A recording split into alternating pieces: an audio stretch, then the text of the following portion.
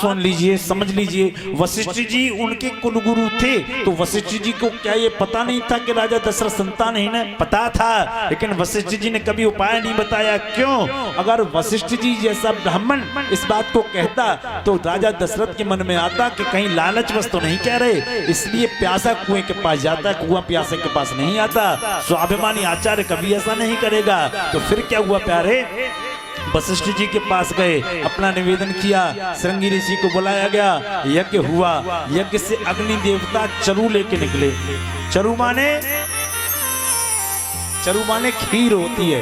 यज्ञ के बाद के प्रसाद को चरु बोलते हैं। चरु लेके निकले और कहा ये खीर ले जाओ राजा दशरथ, अपनी रानियों में बराबर बराबर बांट देना।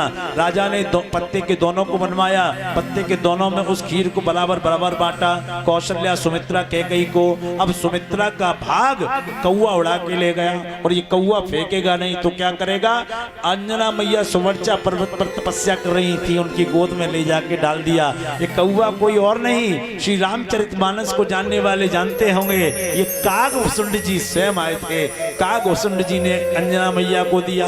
अंजना मैया ने समझा कि भगवान का प्रसाद आया है, उसको ग्रहण किया है। और इसी प्रसाद के प्रभाव से अंजना मैया के गर्भ से हनुमान जी प्रकट होंगे। अच्छा, एक तरह से यह भी कह सकते हैं कि हनुमान जी राम जी के भाई थे। हम नहीं कह रहे, जो रामचरितमानस का पाठ करते हैं, सुंदरकांड में एक चौपाई आती है, कौन सी? तरु पल्लव महरहा लुकाई, और करह विचार करूं का भाई। मानो इस भाई का संबोधन राम जी के लिए किया हो, इस भाई का संकेत राम जी के लिए दिया हो। अब सुमित्रा जी खाली खड़ी हैं, तो दोनों बहनों ने, कैकेयी ने और कौशल्या ने अपना अपना भाग सुमित्रा जी को दिया। सुमित्रा जी के दो भाग एकत्रित हो गए, तो उनके दो पुत्र होंगे, लक्ष्मण और शत्रुघ्न। अब समय आया, नौमी तिथि मधुमास पुनीता, नौमी तिथि मधुमास पुनीता, शुक्ल पक्ष अभिजित हरि प्रीता, शुक्ल पक्ष अभिजित हरि प्रीता। नौमी तिथि है, दिन का मध्य है, अभिजित मुहूर्त है, श्री राम जी का जन्म हुआ है। बोलिए राम लला की जय हो, चारों भैयन की जय हो। अब एक विषय समझ लीजिए, राम जी का जन्म कौन सी तिथि में हुआ? कौन सी में हुआ? एकादशी को है, तो फिर नौमी को। राम जी का जन्म नौमी को हुआ, और कृष्ण जी का जन्म मावस को है? कोई बता रहा था, यही कह रहा था कोई नगला शादी में कि मावस को जन्म हुआ है कृष्ण जी का, मावस में जन्म हुआ है। अरे अष्टमी को क्यों हुआ, इनका नौमी को क्यों हुआ? अरे बहुत बड़ा लॉजिक छिपा हुआ है, सुनो। अगर सुनने वालों का मूड होता है बहुत अच्छा सुनाएंगे। तो नौमी को इसलिए हुआ कि 9 पूर्ण अंक है, 9 से बड़ा कोई अंक नहीं बना। वो बात अलग है, एक के साथ 0 को लगा के 10 बना लिया जाए, लेकिन एक को 0 का सहयोग लेना पड़ेगा। लेकिन 9 से बड़ी कोई संख्या नहीं है, 8 की संख्या पूर्ण नहीं है, इसलिए भगवान राम की लीलाएं पूर्ण है। भगवान राम पूर्ण है, उनका अंक भी पूर्ण है। राम जी की लीलाएं कभी घटती बढ़ती नहीं है, कृष्ण जी की लीलाएं घटती बढ़ती हैं। राम जी को ना राज्य मिलने का सुख है, ना बन जाने का दुख है। कृष्ण जी की लीला में विरह भी है, प्रसन्नता भी है। आप जोड़ लीजिए, पहाड़ा पढ़वाते हैं, बोलना पड़ेगा। 9 एकम, अरे बोलो ना, 9 एकम 9, 9 दूनी 8 और 1 9, 9 थिया 7 2, 9 चौके 6 और 3, हाँ कभी घटेगा ही नहीं। अब 8 पे आ जाओ, 8 एकम 8 दूनी 6 और 1 8 दिया, हाँ 4 2, हाँ घटेगा बढ़ेगा, ऐसी थोड़ी है। अरे कथा हृदय के उद्गार से होती है, कथा का विषय ही ये है। अब राम जी का जन्म हुआ, दशरथ पुत्र जन्म सुनिकाना, मानव ब्रह्मानंद समाना।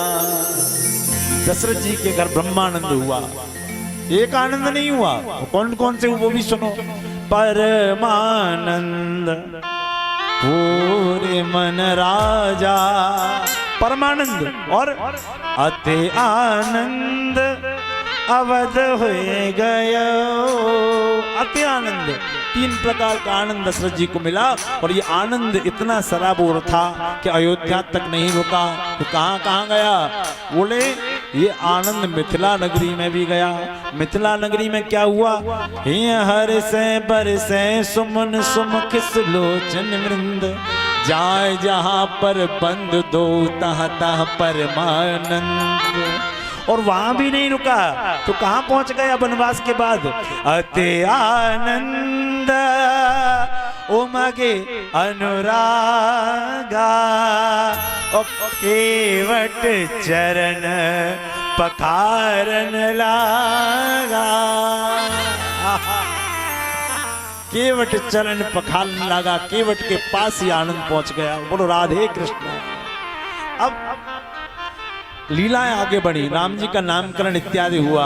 राम जी को विश्वामित्र जी लेने आए, विश्वामित्र जी के कहने पर ताड़ का स्वभाव इत्यादि को उनका मार्ग दिखाया। मारीच को उठा के 100 बिना फर का बाण मारा तो 100 योजन पार जाके मारीच गिरा है, ये बाद में लौट के भी आएगा। उसके बाद मिथिला से निमंत्रण आया, मिथिला से निमंत्रण आया तो राम जी अपने लक्ष्मण जी और उनके गुरु विश्वामित्र जी के साथ मिथिला की ओर प्रस्थान कर रहे हैं। वहां पर मार्ग में एक आश्रम दिखा, आश्रम एक दीकी मगमाही, एक आश्रम दिखा जहां आश्रम में खग मृग बंद कोई भी नहीं था, लेकिन एक शिला पड़ी थी टेढ़ी मेढ़ी। यूं तो हजारों शिलाएं मार्ग में दिखी, लेकिन राम जी ने आके उसी शिला के बारे में पूछा, मुनिवर ये अद्भुत शिला कैसी है। तो मुनिवर ने कथा सुनाई, ये गौतम ऋषि की पत्नी अहिल्या है और अहिल्या के साथ इंद्र ने छल किया।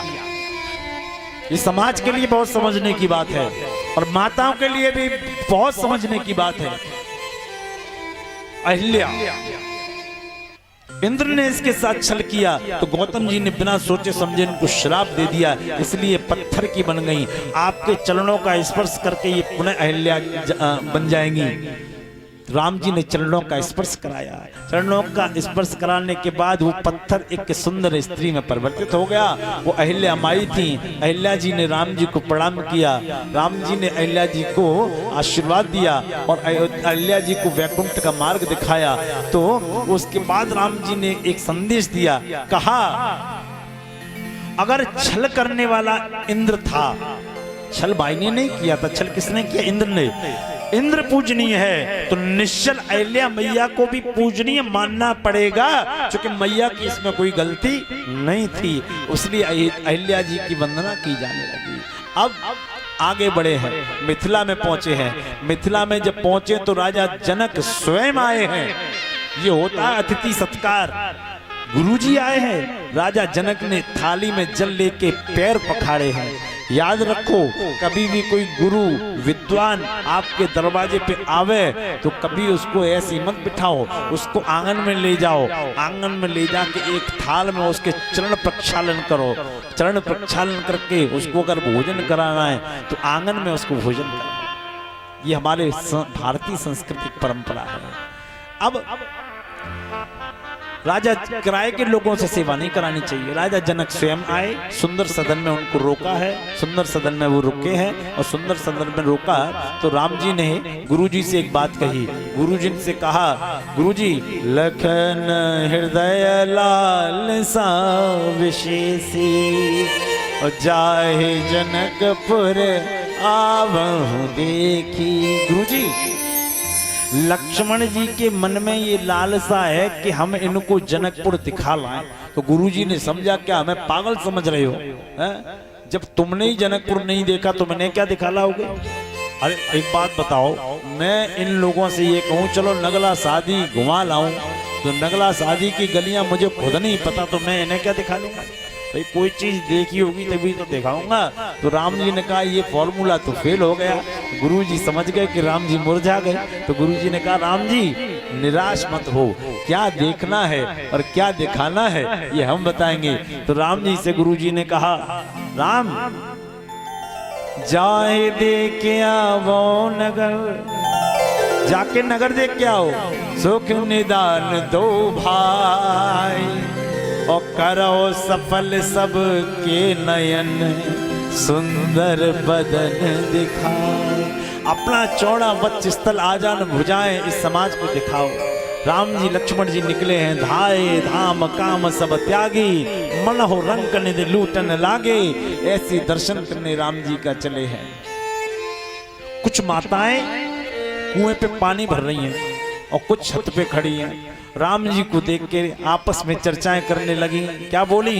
एक बोली, बरो सावरो जानकी जोगू, बरो सावरो जानकी जोगू।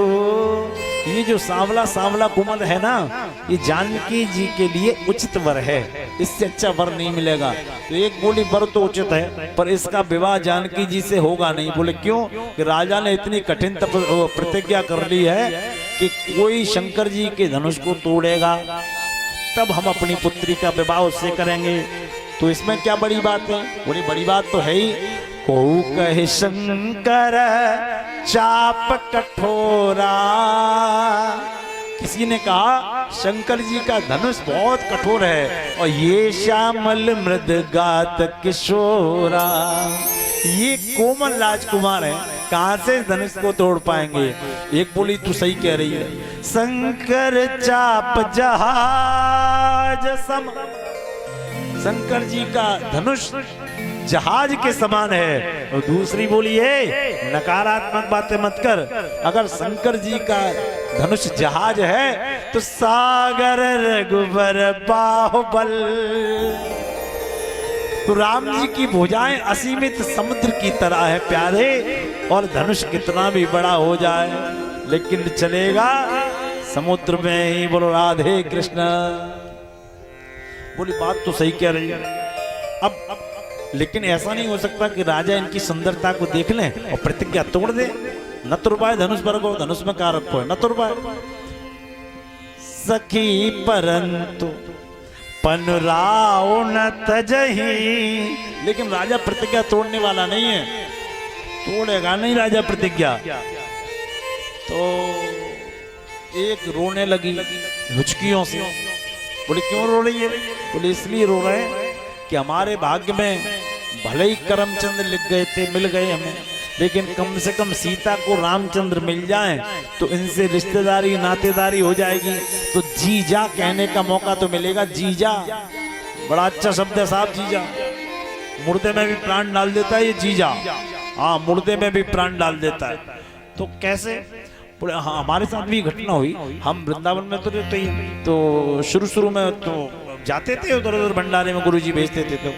तो एक महात्मा थे भंडारे के, सब लोग हम लोग प्रतीक्षा कर रहे थे, तो बरगद के पेड़ के नीचे बैठे। तो बोले बस बड़ा विनोदी थे, मजाकी थे, तो पास बिठा लिया। बोले लाला, पूरब के थे, कहीं और ही साइड के। तो बोले लाला, हम 40 साल बाद जिंदा भये। हमने कि बाबा 40 साल बाद कैसे, मतलब जिंदा? समझ में नहीं आया। आदमी तो शुरू से जिंदा होता है, वो बात अलग है, 40 साल के बाद मरेगा। नहीं नहीं नहीं, हम 40 साल बाद हमारी शादी भई, तो हम मंडप के नीचे बैठे, तो एक छोटी सी कन्या आई, हमारे कंधा पे हाथ धरो और हमसे बोली जी जा। तो हमने समझी अभी तक हम मरे पड़े, अब जी कह रही है जी जा, जिए जा, जिए जा। तो बड़ा अच्छा शब्द है, मुर्दे में भी प्राण डाल देता है, जी जा। आहा, कोई है तो नहीं यहाँ पे? बोलो राधे कृष्ण। आहा, तो सखी हमरे आरत यह ताते, कब के ये आए हैं एहे नाते। कुछ रिश्तेदारी तो निकल जाती है इनसे। बोले छोड़ो, जाने दो, इतने घमंडी हैं, इतने सुंदर हैं, तो क्या हम कम सुंदर हैं? देख भी नहीं रहे, इनकी तारीफ कर रहे हैं इतनी। तो इतने में वो ऊपर छत पे जो खड़ी थी वो बोली, ऐसे नहीं देखेंगे तो कैसे देखेंगे? हम दिखाएंगे, कैसे देखेंगे? तो उसने उंगली उठाई और कहा, ये दो दशरथ के ढोटा, ये दोनों राजा दशरथ के पुत्र हैं। लक्ष्मण जी रुक गए। लक्ष्मण जी बोले भैया जब गांव में कोई पुरानी रिश्तेदारी आती का? बोले क्यों? बोले पिताजी का नाम ले रही है, ये ऊपर खड़ी है वो। बोले लक्ष्मण तुम जीव हो, हम ब्रह्म है, ये माया है, जकड़ लेगी, सीधे चलो सीधे चलो सीधे चलो। सीधे ले गए। तो बोली के इतना घमंड कर रही थी, तेरी तरफ देखेंगे, नहीं देखा। बोली अभी देखेंगे, देखो। इनके पिताजी तो दशरथ ही हैं, लेकिन इनकी माताएं अलग अलग हैं। अब तो राम जी भी रुक गए। राम जी बोले क्या मतलब, हमारे घर में ही लड़ाई कराने का प्रोग्राम है? हमने कभी अपनी माताओं को अलग अलग नहीं समझा। क्या नाम है हमारी माता का बताओ। तो उसने फिर उंगली उठाई और कहा तुम्हारी माताएं दोनों की अलग अलग हैं। कहा लक्ष्मण नाम राम लघु भ्राता, और सुन सखिता सुमित्रा माता। ये जो राम जी हैं इनका छोटा भाई है लक्ष्मण, इसकी माता का नाम सुमित्रा है। आगे चलना इनका नाम राम जी है, इनकी माता का नाम कौशल्या है। लक्ष्मण जी बोले भैया अब तो गांव में कोई पुरानी रिश्तेदारी थी, पक्की बात है, चूंकि इन्हें पिताजी का नाम मालूम है, जड़ तक मालूम है मैंने पूरी। राम जी बोले मामला तो टाइट है, लेकिन लक्ष्मण तुम सीधे चलो सीधे चलो। तो एक बोली देख ले, अब भी नहीं देखा तेरी ओर। बोले अब देखेंगे। तो एक ने क्या किया कि थोड़े फूल लिए, फूल और फूल तोड़ तोड़ के अपनी सखियों में बांट दिए और कहा अब इन पे फेंको। तो सबने कहा हम नहीं फेंकेंगे। तो बोली कि एक दो तो फेंकोगी? हाँ एक दो फेंकेंगी। तो एक दो ने अपने हाथ में लिए और ऐसे फेंकने लगी। ये हर से बरसे सुमन सुमुख सुलोचन, जाए जहां पर बंद दो तह तह परमानंद। तो सखियों ने कहा तुझे शर्म नहीं आती, पराए गांव के लड़कों पे ये फूल फेंक रही है? तूने फूल फेंका है? बोले ना। बोले तो दिया है? बोले ना। बोले मारा है? बोले ना। तू आखिर किया क्या है? तूने फूल तो फेंका ही है। बोले ना, न मैंने दिया है, न मारा है, न सौंपा है। तो क्या किया है? मैंने तो इशारा किया है। राम जी आज नहीं देख रहे हो, लेकिन जिस दिन फुल बगिया में आओगे उस दिन कुछ ऐसा दिखाएंगे कि अपने आप की नजरें हटा ना पाओगे। तो आ गया फुल बगिया का नंबर। दूसरे दिन गुरुजी ने कहा राम जाओ संध्या वंदन करना है, पूजा के लिए पुष्प लेके आओ। तो एक डलिया दे दी। राम जी पुष्प वाटिका में पहुंचे हैं। उधर से जानकी जी अपनी सखियों के साथ पुष्प वाटिका में प्रवेश कर रही हैं। पुष्प वाटिका के दो द्वार हैं, एक पूर्वी द्वार एक पश्चिमी द्वार। पूर्वी द्वार से राम जी प्रवेश कर रहे हैं, जानकी जी पश्चिमी द्वार से प्रवेश कर रही हैं। और जैसे ही जानकी जी ने प्रवेश किया वैसे फुल बगिया में प्रकाश ही प्रकाश हो गया। महक तो थी ही, खुशबू तो थी ही, लेकिन प्रकाश भी फैल गया। राम जी ने माली से पूछा चहो दिस चितहि पूछ मालीगन। चारों दिशाओं में चौंक करके राम जी ने देखकर राम जी की आंखें तिलमिला गई थी। कैसे? कि पश्चिमी द्वार से जानकी जी का प्रवेश हुआ। और ये बात श्री रामचरितमानस कह रही है, पूजन गौरी सखी ले आई, करत प्रकाशु सब फुलवाई। जानकी जी की सखियां उन्हें पूजन के लिए लाई थी और पूरी बगिया में प्रकाश ही प्रकाश फैल गया। तो राम जी ने कहा माली हमें ये बताओ ये प्रकाश कहाँ से आ रहा है? माली बोला आपको प्रकाश से क्या लेना देना? राम जी बोले हमको पूरा लेना देना। माली बोला बताइए तो सही क्या लेना देना? तो राम जी ने कहा हमें प्रकाश से ये लेना देना कि जब पावर हाउस इधर है तो ये कनेक्शन किधर है? बिजली अगर इधर है तो बिजली कहाँ से आ रही है? राम मतलब क्या है इसका? बोले हम नहीं कह रहे ये बात, श्री रामचरितमानस कह रही है। इसमें लिखा है रामचरितमानस में, राम जी पूरे संसार को प्रकाश देने वाले हैं। पूरे संसार विश्व प्रपंच को प्रकाशित करने वाले हैं। राम जी के आगे माली नतमस्तक हुआ है। राम जी को बगिया में प्रवेश दिया है। बगिया में प्रवेश दिया। एक सखी सी संग बिहाई, गही रही देखन फुलवाई, ते दो वंद बिलोके जाई, प्रेम विवश सीता पह आई। सीता सीता सीता जी मंदिर में आरती कर रही थी। बोले आरती रोक, पहले उनके दर्शन कर जिन्हें मन के मंदिर में बिठाना है। बोले कौन? देख तो सही चल के। तो जानकी जी वहां से राम जी के दर्शन करने आई हैं। एक वृक्ष की टहनी की आड़ ली है। लता ओट तब सखिन लखाए।